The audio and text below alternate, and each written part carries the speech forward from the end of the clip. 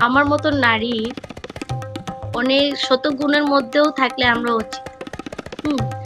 আমরা অর্জিত এবং আমরা ৪ ধরনের বৈষম্যের শিকার। একটি হলো অর্থনৈতিক, সামাজিক সামাজিক হ্যাঁ, সাংস্কৃতিক ও নিজের সমাজে। হুম? নিজের সমাজদের কাছে আমরা বৈষম্যের শিকার।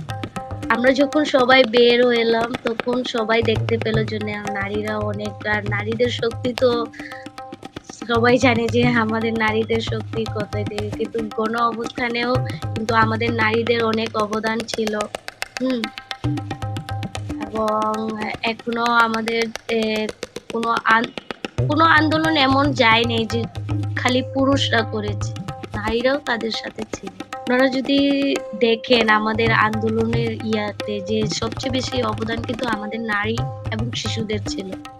কিন্তু বলতে গেলে যখন একটা আন্দোলন যখন সফল হয় তখন কিন্তু কেউ নারীকে চিনে না। নারীরা কোথাও জানি চলে যায়।